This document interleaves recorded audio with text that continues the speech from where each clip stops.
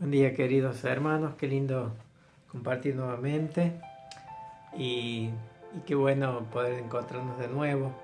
Encontraba en la Biblia en 1 Juan que estábamos leyendo el pasaje que tocó Jorge el domingo pasado. Dice el capítulo 3 versículo 20, termina diciendo: y Él sabe todas las cosas.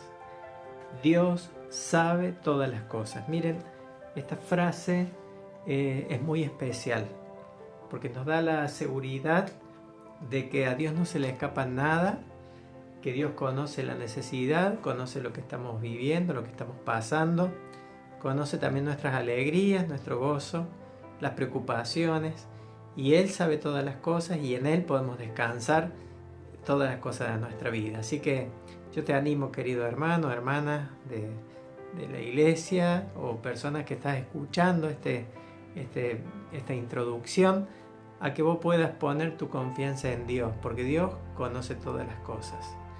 Cualquiera sea tu necesidad, vos podés ir a la presencia de Dios y decirle: Dios, esta es mi situación, esta es mi necesidad, te quiero conocer, te necesito, y Dios va a salir pronto a darte una respuesta. Los que confiamos en Dios, vemos que Dios siempre es fiel, y nos da mucha tranquilidad saber que Él sabe todas las cosas. Yo te quiero invitar a que puedas unirte en esta mañana a todo el culto que tenemos. Vamos a orar ahora para que Dios pueda bendecir toda esta reunión. Oramos. Nuestro Dios, gracias por tu presencia, gracias por tu amor, gracias por todas tus virtudes, todos esos tributos que tú tienes que son maravillosos. Y esto de que tú sabes todas las cosas es algo que nos da mucha paz, mucha tranquilidad. Señor, quiero clamarte por cada necesidad en este día, por cada necesidad de las personas que puedan estar escuchando este mensaje del día de hoy, para que tú seas quien puedas suplir, quien puedas acompañar, quien puedas dar esperanza, dar paz.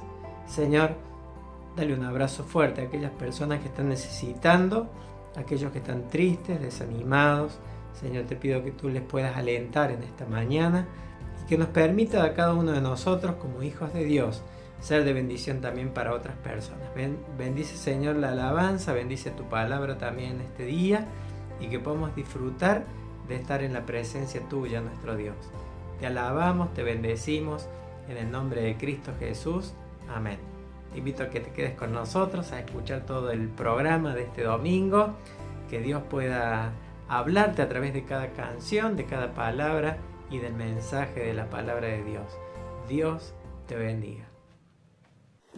Buenos días, iglesia, un domingo más y en lo personal, y creo que el deseo de todos, que sea uno por lo menos de los últimos. No sabemos cuándo volveremos a vernos.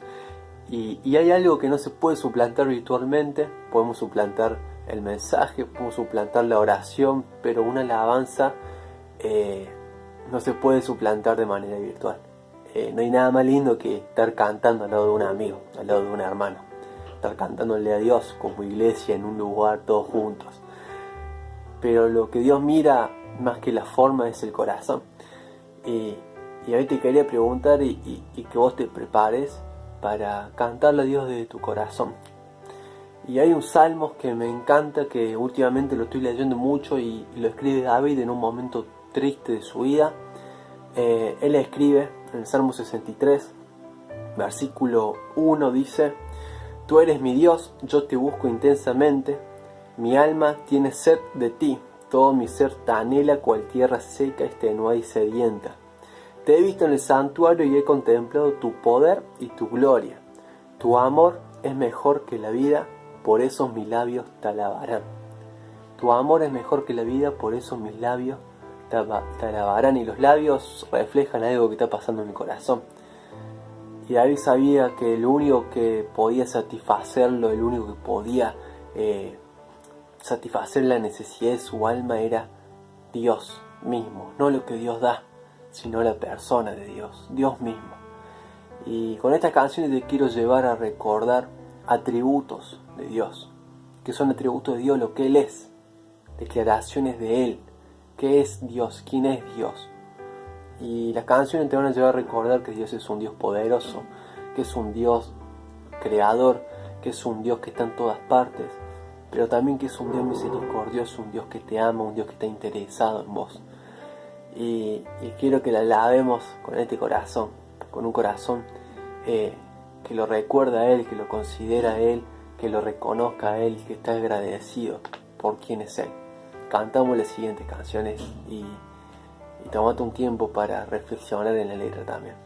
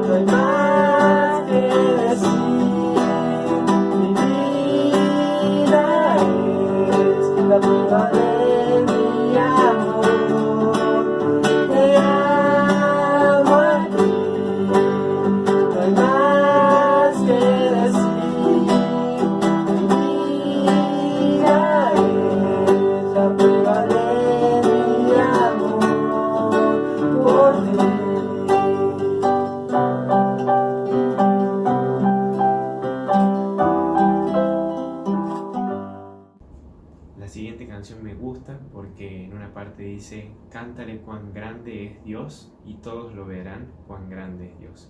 Y me desafía a que mi caminar diario pueda ser una canción agradable al Señor, que Él la escuche y se complazca, y que también a través de nuestro caminar las otras personas puedan ver que Dios es un Dios que cambia vidas.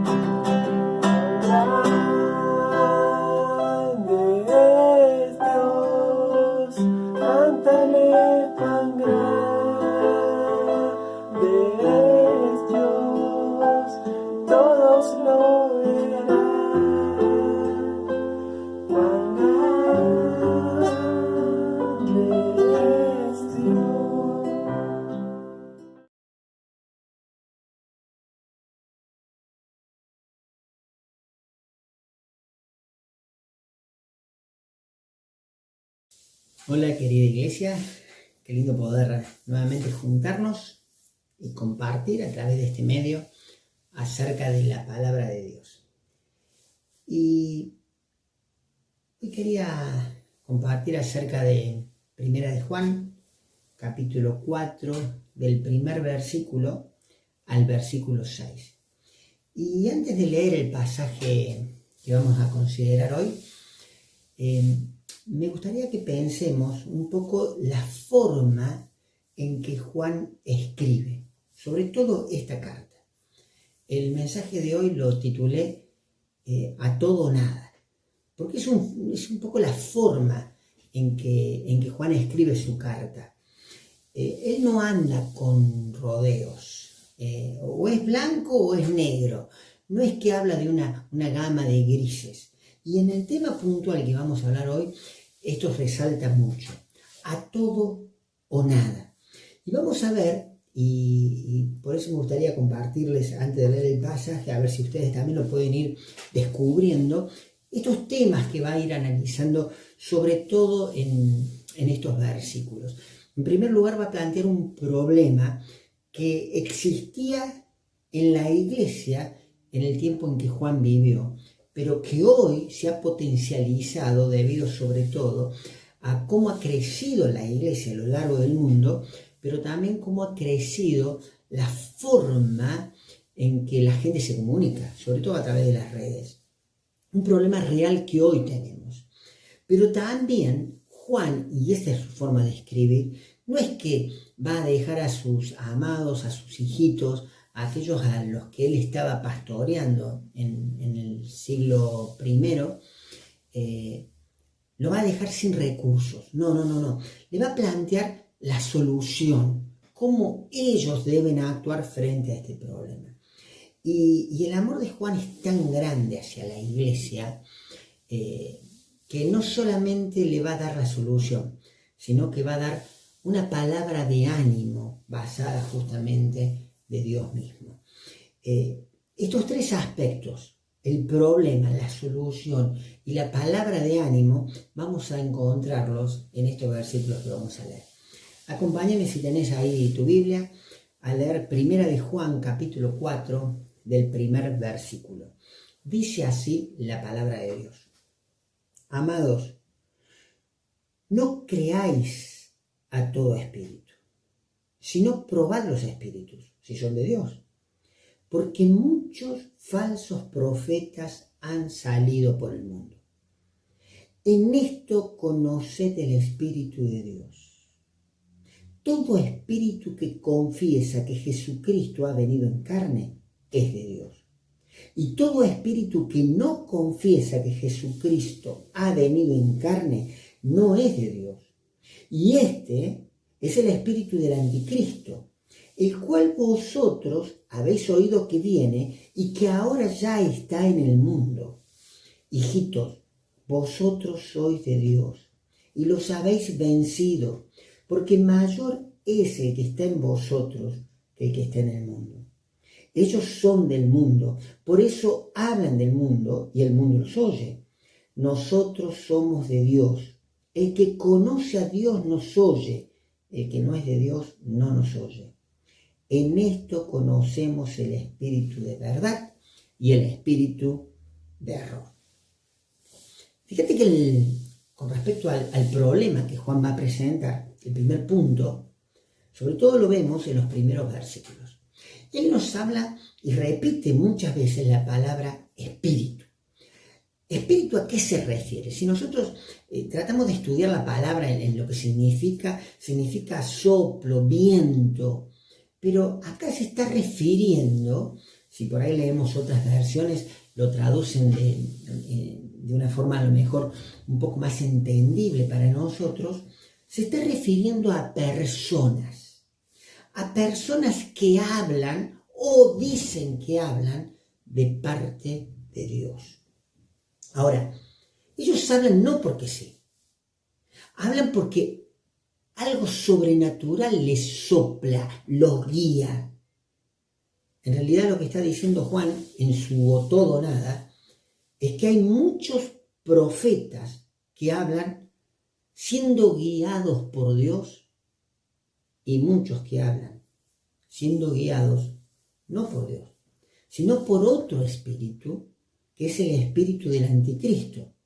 Juan ya nos había mencionado que el anticristo iba a ser un ser que iba a venir en la tierra, guiado bajo la influencia sin duda satánica.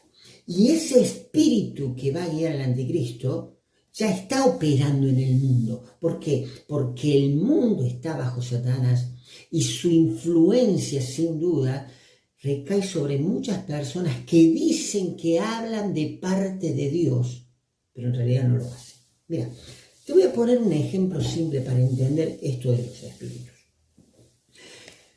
Creo que todos nosotros conocemos el billete de 500 pesos de nuestro país, ¿no? Es un billete verde que tiene la cara o el dibujo de un animal, un jaguarete, y que tiene un valor de compra, de cambio, porque ha sido generado por el Estado argentino. Ahora, si nosotros, por ejemplo, realizamos un trabajo y nos pagan con un billete, por ejemplo, amarillo, que en vez de la cara del jaguarete tiene la cara de un gato o de un perro, y un número que dice 500 y nos dicen, toma, esto es 500 pesos, nosotros rápidamente lo vamos a rechazar porque nos damos cuenta que eso que nos quieren dar no tiene nada que ver con lo que el Estado argentino genera como moneda, como dinero. Mucha de la enseñanza que hoy nosotros escuchamos de diversas fuentes y que somos bombardeados, que tratan de orientar nuestra vida, que trata de darnos consejos para que nosotros podamos construir o edificar nuestra conducta, a veces como este billete amarillo con la cara de gato. Rápidamente nos damos cuenta que no viene de Dios. ¿Por qué? Porque rechaza a Dios, porque ni siquiera lo considera, porque los principios son abiertamente contrarios a lo que Dios dice, por ejemplo, en su palabra. No es fácil distinguir muchas veces ese tipo de enseñanza. Por lo tanto, radica en nosotros si nosotros la queremos tomar o no. Pero sabemos que no proviene de Dios por la forma en que se nos presenta. Ahora, hay mucha enseñanza, muchísima, hoy en día y en el tiempo de Juan también existía, que no viene tan fácil. Es como el billete falso. No sé si tuviste la posibilidad de que te dieran un billete de 500 pesos falso. Es del mismo color, tiene la misma cara del animal, tiene los mismos números, la misma forma, es muy parecido, pero la diferencia es que no fue construido, el origen no es del Estado argentino. Es de alguien, un estafador, que busca justamente defraudar la buena fe de la persona que lo recibe. Ahora, vos recibís un billete de 500 pesos falso y el perjudicado sos vos, porque vos sos 500 pesos más pobre que antes que lo recibiste. Y el beneficiado es el que generó ese billete. Ahora, vos sabés que con la falsa enseñanza, esa que no es tan fácil distinguir, porque aparece diciendo que el origen es de Dios, pero no es de Dios, sino que, como dice Juan, es influido, soplado por el mismo demonio, por el mismo Satanás. La finalidad es la misma. Busca defraudar, busca engañar. En realidad, el que recibe esa enseñanza es el que se perjudica. Por eso, Juan va a decir que hay mucha enseñanza dada por hombres y mujeres que se levantan como de parte de Dios, como profeta, que son de Dios y por lo tanto lo que comunica es la verdad de Dios. Pero hay muchos falsos profetas. Y dice Juan que han salido por el mundo entero, que hoy se han multiplicado a través de las redes, los podemos escuchar, pero que nos suenan muy parecidos, que nos dice que el origen es de Dios, pero que tienen el error. Y que cuando vos lo tomás, el único perjudicado es aquel que lo recibe, porque su influencia es de Satanás mismo. Fíjate que Satanás, la finalidad que tiene es hurtar, quitarte sin que te des cuenta aquellas cosas que Dios quiere que nosotros recibamos.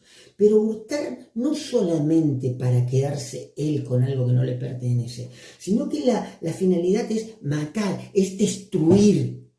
Y usa la falsa enseñanza para hacerlo.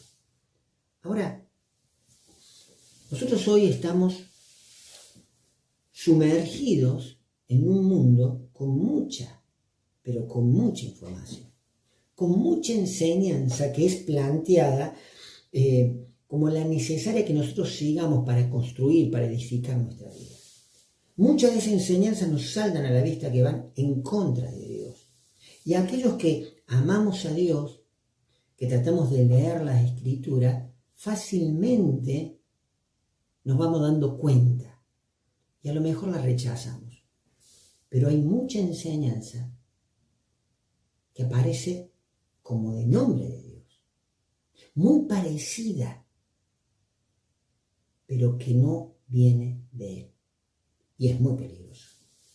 Ese es el problema que Juan nos plantea. Un problema que existió en el primer siglo en la iglesia, un problema que hoy, 2000 años después, lo seguimos teniendo, que lo seguimos enfrentando. Pero de la misma forma que aquellos primeros cristianos que Juan amaba tanto, que los trata de hijitos, de amados, les va a dar la forma para podernos proteger de esto, la solución para poder encarar este problema. Hoy tenemos las mismas herramientas. Por eso Juan nos dice allí en el primer versículo que no debemos creer a todo espíritu. Pues fíjate que la primera herramienta que nos da es que no creamos a todo espíritu. Ahí creer no es solamente asentir mentalmente o estar de acuerdo con lo que alguien dice, sino que creer es mucho más que algo mental. Es algo que involucra todo nuestro ser, que involucra nuestra voluntad. Ahí creer es depositar nuestra confianza, es depositar nuestra fe, es entregarnos completamente a lo que esa enseñanza nos está diciendo. Te voy a poner un ejemplo. Suponete que vos tenés que ir a un país lejano, por ejemplo a España. Hoy no podemos hacer vuelo, pero suponete que estuviéramos en otra situación, en otro contexto. Entonces, si pensás ir, por ejemplo, a España, lo primero que vas a tener que conseguir es un boleto de avión. Entonces, vas por internet, lo googleás, buscas y encontrás una super oferta, una empresa de aviación nueva que se está instalando, que está tratando de ganar el mercado, con un precio realmente muy accesible de vuelos a España. Entonces, vos vas y comprás el boleto. Comprás el boleto, ¿por qué? Porque crees, estás convencido de que te va a llevar a España. Ahora, no solamente es un asentimiento mental, esa creencia que vos tenés en ese boleto y en esa empresa que has contratado, te va a llevar a que vos mismo subas a ese avión. Y a lo mejor no te lo vas a preguntar, pero en realidad, a lo mejor inconscientemente sí, vos sabes que ese avión cumple con las condiciones de seguridad necesarias como para realizar el cruce del océano y llegar a destino. A lo mejor no te lo preguntás, pero también estás depositando tu fe en las personas, por ejemplo el piloto, el personal que va a estar a bordo, como así también aquellos operadores fuera del avión, para que sean los encargados de llevar la aeronave justamente al lugar de destino. O sea, vos estás confiando en la capacidad que ellos tienen para realizarlo. Por lo tanto, la creencia de que esa empresa te va a llevar a España va mucho más allá de un asentimiento mental. Vos metiste tu voluntad, expusiste tu propia vida en esta decisión. Y cuando habla de creer, apunta justamente a eso. Ahora, imagínate que vos, cuando compras el boleto de avión de esta empresa, en la letra chica, te dice que esta es una empresa experimental, que este va a ser el segundo vuelo que van a realizar y que el primero realmente quedó en el océano, se había estrellado. Entonces, a lo mejor vos crees que te puede llevar a España, pero vas a depositar toda tu confianza en esa empresa. ¿No? ¿Por qué? Porque no tenés un antecedente. En realidad, no vas a depositar tu fe. No sé si te vas a animar a subir. A eso se refiere cuando habla de creer, a depositar nuestra fe, a tomar esa enseñanza para hacerlo un principio de vida, para vivir conforme a eso y afecte nuestra conducta y nuestro destino. Por eso Juan dice, no crean a todo espíritu. Por más que suene bien, por más que a los oídos nos parezca atractivo, por lo más que nos parezca una buena oferta, no se apresuren a creer a todo espíritu. Pero para que no nos hagamos escépticos y desconfiemos absolutamente de todo, no se queda simplemente con que no creamos, sino que da un paso más allá, como algo que tenemos que hacer antes de depositar nuestra fe en esa enseñanza. Y fíjate que dice que los debemos probar a los espíritus. ¿Ah? No crean, sino prueben. Y probar, por ahí lo podemos entender como cuando probamos la comida. Cuando vas a probar una comida, lo vas a tener que meter en tu boca. Vas a tener que masticarlo, vas a tener que a lo mejor digerirlo. Y de esa forma no está hablando Juan que tenemos que probar las enseñanzas que dicen que provienen de Dios. Porque eso puede ser muy peligroso.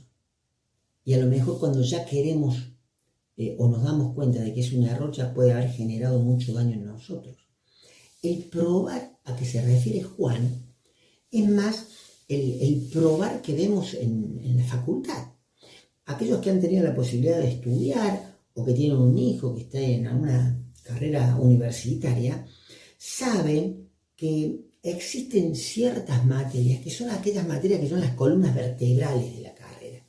Aquellas materias que sí o sí tenés que saber porque te dan el sustento, y medio como que son bisagras. Una vez que las probás, es como que realmente estás entendiendo la carrera y medio como que vos ya sabes que te vas a recibir de eso. Esas materias que no las estudias en un día, esas materias que las tenés que leer con mucho tiempo de anticipación, que generan nervios. Ahora, vos sabés que cuando terminaste de cursar esa materia, vas a un examen, a una prueba. A eso se refiere. Y en esa prueba vas a tener básicamente dos resultados. O todo o nada. O vas a aprobar o vas a desaprobar. Y Juan está diciendo que debemos probar la enseñanza de aquellos que hablan en nombre de Dios o dicen que hablan en nombre de Dios a través de esta forma. ¿Ah? Como un examen. Aprobar o desaprobar. Ahora, si vos hablas con cualquier estudiante que está por rendir una de estas materias y le preguntas, ¿qué preferís? ¿Un examen de 10 preguntas, a lo mejor escrito, donde cada una valga un punto y donde necesites la mitad como mínimo para probarla? ¿O preferís que el profesor te diga, te hago una sola pregunta, a todo o nada? ¿Respondes bien? Aprobás. ¿Respondes mal? Te vas. La mayoría de los estudiantes te van a responder que prefieren las 10 preguntas. Ahora, Juan no va a tirar ese método. Juan nos va a plantear una sola pregunta. Es a todo o nada. Si esa enseñanza que dice que viene de Dios no pasa esa pregunta, la tenemos que descartar. No la tenemos que creer. Pero si esa enseñanza responde bien esta pregunta, entonces podemos saber que viene de Dios. Y la podemos hacer nuestra porque es verdad de Dios y va a ser bien en nuestra vida. Y Juan va a hablar acá, no de la pregunta, sino de la respuesta, la pregunta que todos nos tenemos que hacer. Y va a decir en el versículo 2, en esto conocemos el Espíritu de Dios. Todo espíritu, toda persona que habla diciendo que es de parte de Dios y que confiesa que Jesucristo ha venido en carne, es de Dios. Fíjate que la respuesta, el patrón de análisis que nosotros necesitamos tener en nuestro corazón, en nuestra mente, para poder probar las enseñanzas, es lo que Juan dice acá. Jesucristo ha venido en carne. Vos sabés que hace muchos años antes de que Juan escribiera esto, cuando el Señor Jesucristo estaba en la tierra con ellos tuvieron que pasar este examen. Allí en Mateo capítulo 16, fíjate, muy interesante lo que el Señor Jesús hace con sus discípulos. Él separa a sus 12, a los más íntimos, a los que estaban todo el tiempo con él. Y hace una especie de retiro espiritual. Los lleva aparte a la región de Cesarea de Filipo. Y cuando está con ellos, les va a hacer la pregunta cuya respuesta Juan escribe allí en Primera de Juan. Fíjate lo que dice en el versículo 13. Viniendo Jesús a la región de Cesarea de Filipo, preguntó a sus discípulos diciendo: ¿quién dicen los hombres, o sea, los otros, que es el Hijo del Hombre? Vos sabés que Jesús, cuando se refería muchas veces a él mismo, se refería como Hijo de Hombre. ¿Qué estaba significando? De que él era justamente un ser humano, una persona como vos, una persona como yo, de carne y hueso, con las mismas necesidades que cualquier ser humano, pero sin pecado. Ahora, ellos dijeron, algunos dicen que sos Juan el Bautista, otros Elías, otros Jeremías o algunos de los profetas. O sea, la gente común, cuando le escuchaba a Jesús, decían, sí, Jesús es un ser humano más, como cualquiera otro, que sobresalió, pero no más que eso. Y acá está la pregunta que Jesús hace. Una pregunta que nosotros debemos hacernos cuando estamos probando enseñanzas y también a nuestra propia vida, cuando estamos enseñando. Fíjate lo que dice. ¿Y vosotros, quién decís que soy yo? Y esa es la pregunta que nosotros debemos hacer y que debemos responder. Entonces Simón Pedro es el que responde acá. Dice, tú eres el Cristo, el Hijo del Dios viviente. Ahora, si decíamos que Jesús se llamaba a sí mismo como Hijo de Hombre, haciendo referencia a que él era ser humano, ¿qué le está diciendo Pedro acá? Pedro le está diciendo que Jesús era el Cristo, o sea, el Mesías, aquel que la Escritura, la palabra de Dios a lo largo de la historia estaba anunciando que iba a venir de parte de Dios para darnos salvación y que un día iba a establecer su reino en la tierra. Pero no se queda solamente ahí, sino que dice el Hijo del Dios viviente. ¿Qué le está diciendo? Que Jesús era Dios. Entonces, Jesús le va a decir, aprobaron. Dice, y lo que vos, Pedro, respondiste, no lo respondiste por tu propia cuenta, sino que Dios mismo, mi Padre, dice, te lo reveló.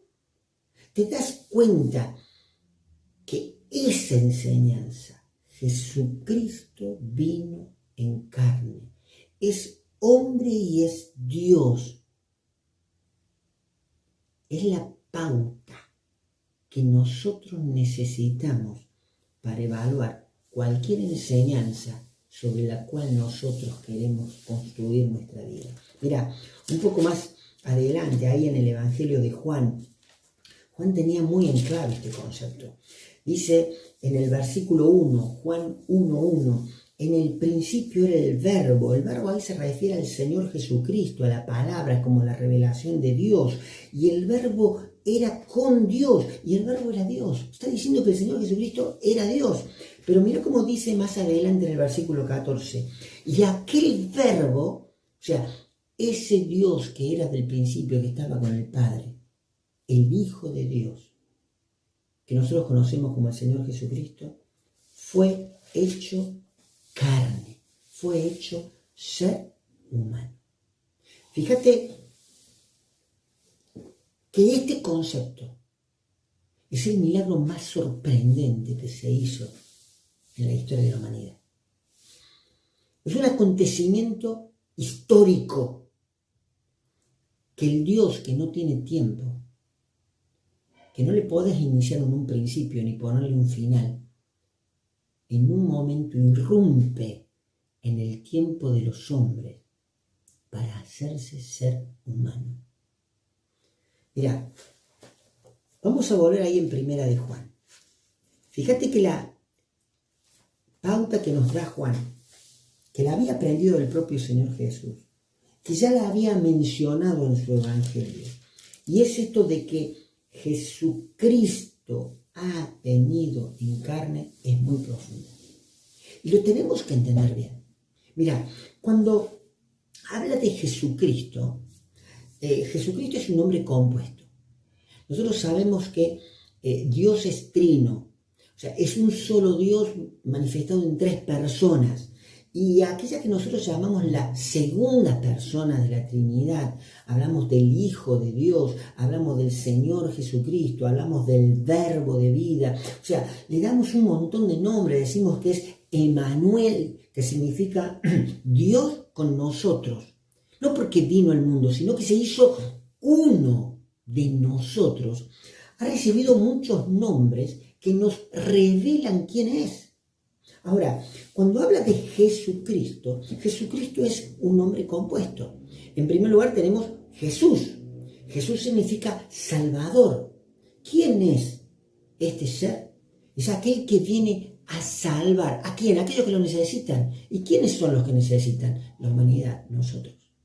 Por eso Jesucristo está compuesto de Jesús, Salvador, y Cristo, lo que el mismo Pedro declaró, el Mesías, aquel que Dios había destinado desde antes de la fundación del mundo, para que viniera a este mundo como el ungido, el enviado de Dios, para darnos justamente la salvación. Él es el cumplimiento de todas las promesas. En realidad, todas las escrituras nos apuntan a Él. Por lo tanto, cualquier persona que niegue que Jesús es el Salvador, que Jesucristo es el Mesías, es un falso profeta. Por más que diga que hable de Dios. Y cualquier persona que diga que Jesucristo no es el único y suficiente camino para alcanzar la salvación y llegar a Dios, también es un falso profeta. ¿Vos sabés que hoy, en la actualidad, hay muchos que niegan esta realidad o que le agregan cosas a esta realidad? Buscan la salvación a través de cosas que no son las que Dios estableció. Buscan la salvación y el agradar a Dios a través a lo mejor de buenas obras. Y Jesucristo es el único que nos puede dar la salvación. Buscan la salvación a través de otros mediadores, a lo mejor de personas que llegaron a ser muy buenas, a lo mejor personas que le decimos que son santos, a través de otros ídolos. La inspiración demoníaca en este aspecto es tan amplia que ha optado por muchas opciones equivocadas, falsas, erróneas, porque no viene de la fuente, del origen correcto que es Dios. Jesucristo es el único en el cual podemos encontrar salvación. Ahora, dice que Jesucristo ha venido en carne. Y recién te decía que ese es un milagro increíble. Es tal vez uno de los mayores milagros que la humanidad ha podido presenciar. El mismo Dios eterno, sin perder su naturaleza, se hace uno de nosotros. Se hace ser humano. No es que Dios tomó el cuerpo de un ser humano y en un momento lo dejó, para nunca más volverlo a usar, sino que el Dios eterno, la segunda persona de la Trinidad, el Verbo, la palabra de Dios, Jesucristo, por el cual todas las cosas fueron creadas por Él y por Él subsisten, se introduce en el vientre de una mujer, de María. Un nacimiento especial, un nacimiento totalmente fuera de los patrones que la humanidad conocía. Por eso el nacimiento de Jesús a través del vientre virgen de María es un milagro de Dios. Y Él ahí toma la humanidad, se hace una persona como vos y como yo y empezó a pasar por todas las etapas que una persona normal pasa. Él fue un bebé y necesitó del cuidado de sus padres. Y él lloró cuando tuvo hambre y le dieron de comer, pero en ningún momento dejó de ser el Dios, el creador de su propia madre. Fíjate lo sorprendente, lo difícil de entender de esto que Dios hizo.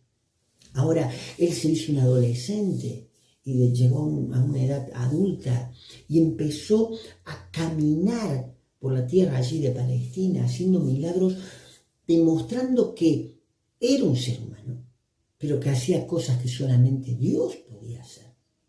Pero en todo su caminar nunca pecó. La encarnación de Cristo, esto de que la segunda persona de la Trinidad se hiciera ser humano, es sorprendente. Y Él como ser humano muere, pero no solamente muere, sino que después de muerto, Él mismo como Dios puede volver a tomar la vida y resucitar. Pues sabes que hay muchos de los momentos en que Jesús caminó en la tierra, donde vemos esta doble naturaleza de Él. Frente a la muerte de su amigo Lázaro, él llora como un ser humano, porque se dolía por la muerte, como cualquiera de nosotros, por la separación de un ser querido. Pero como Dios lo levanta de los muertos, es increíble lo que Dios hizo para proveer a cada uno de nosotros salvación y mucho más. Porque si de una enseñanza que dice que viene de Dios, vos quitas de que Jesucristo es el Emmanuel, el Dios con nosotros, el Dios como nosotros, el Dios hecho hombre, quitas la única forma en que Dios pudo satisfacer un sacrificio por el pecado. Porque la paga del pecado, dice la Escritura, es muerte. Y todos nosotros hemos pecado y merecíamos la muerte y la separación eterna de Dios. Era necesario para que nosotros pudiéramos alcanzar el perdón de pecados, que ese precio sea pagado. Y necesitaba morir alguien sin pecado. Y no hay ser humano sin pecado, excepto Jesucristo. Él nunca pecó. Por eso Él muere por nuestro lugar. Muere en nuestro lugar, muere por nuestro pecado. Si vos quitas de la enseñanza que dice que viene de Dios, esta idea de la encarnación, nos quedamos sin un mediador, aquel que pueda entender las necesidades que pasamos cada uno de nosotros como ser humano, que la haya entendido en carne propia y nos puede dar una salida, intermediar entre Dios y nosotros. Eso hace Jesucristo, porque Él como ser humano vivió y pasó nuestras necesidades y fue tentado en todo, pero sin pecado.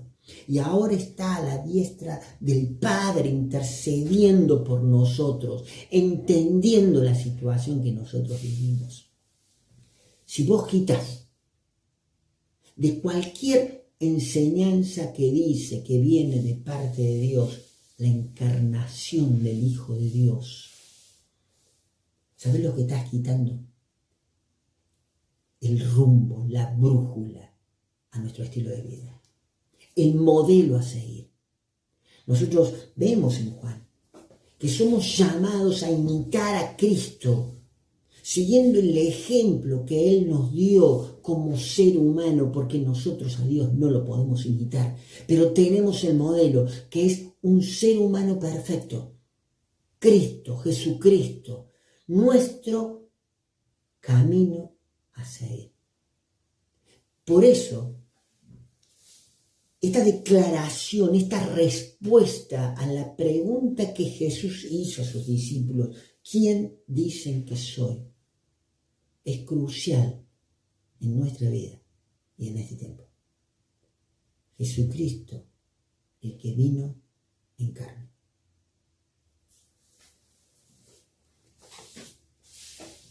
Dijimos que Juan nos plantea un problema y vemos que acá nos da la solución.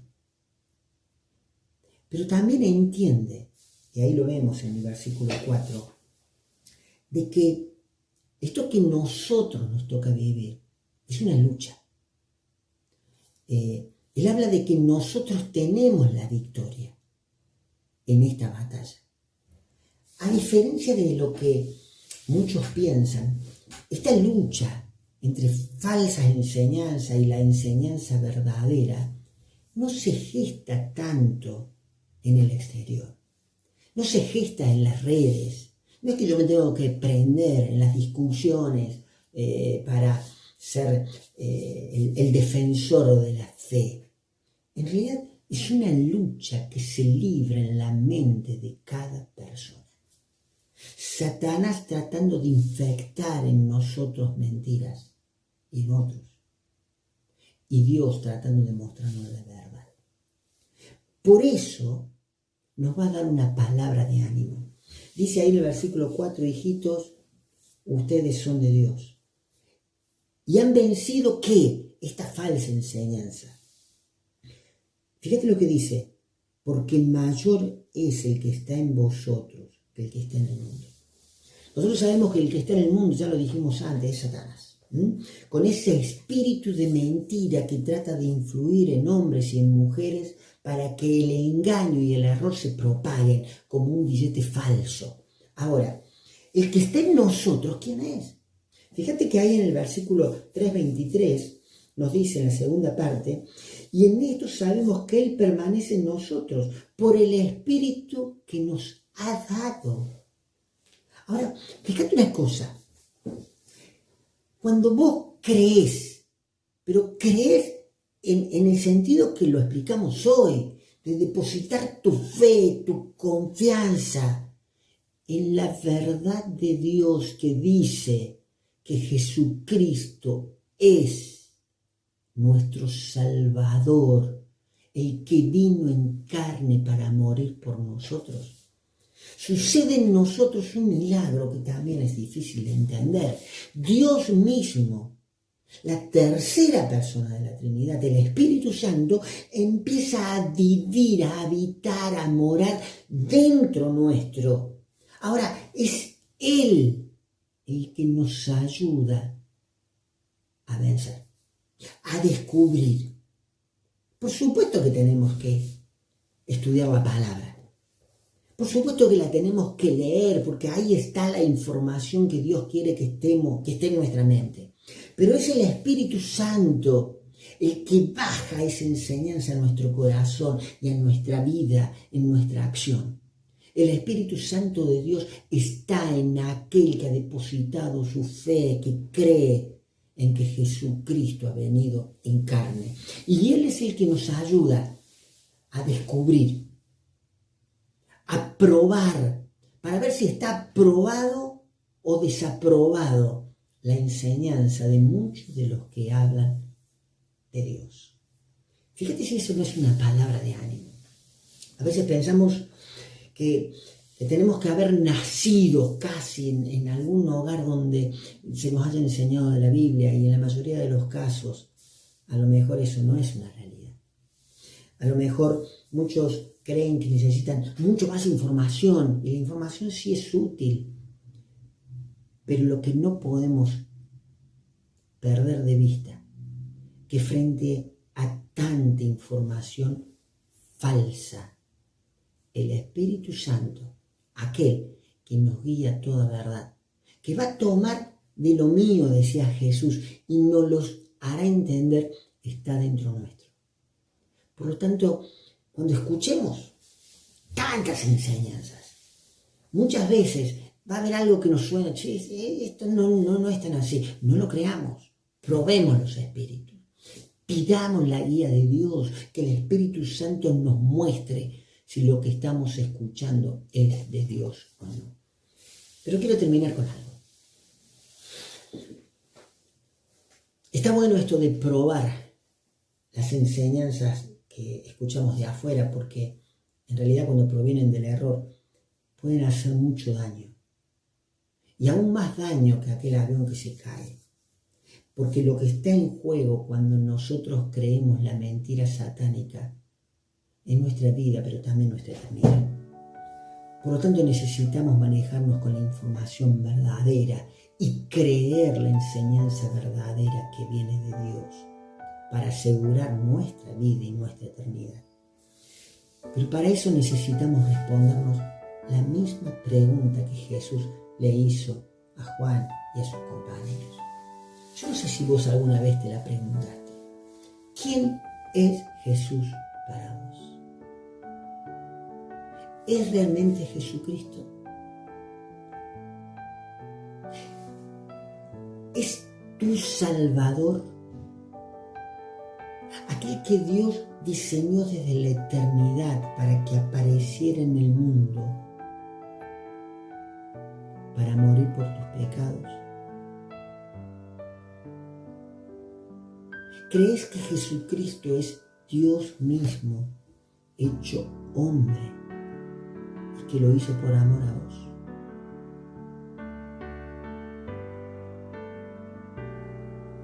Y la pregunta es, ¿has depositado tu fe? ¿Crees de todo corazón?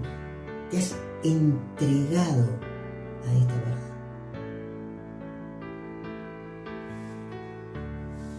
Si a lo mejor nunca lo hiciste,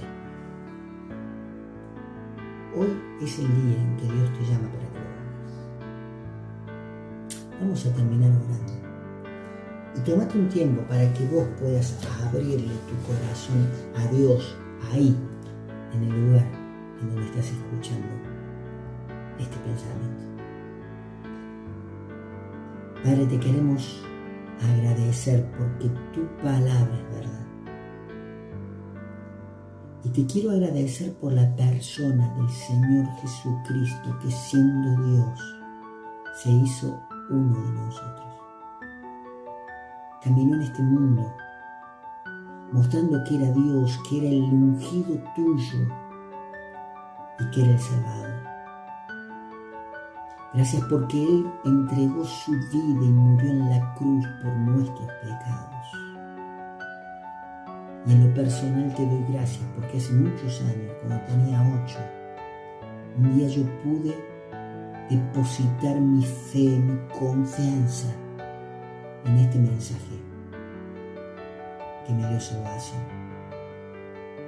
Y gracias porque desde ese día tu Espíritu está en mí y en muchos de los que a lo mejor hoy están escuchando.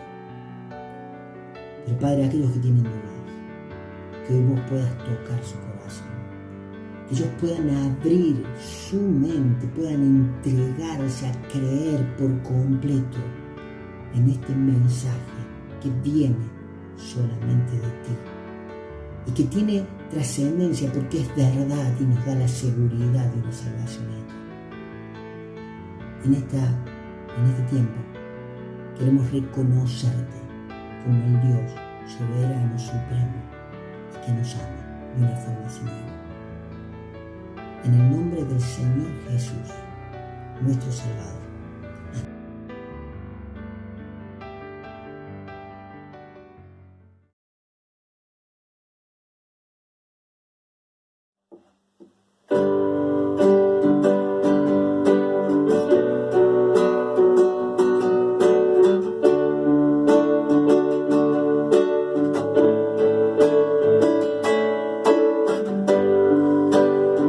Desolado ya no más.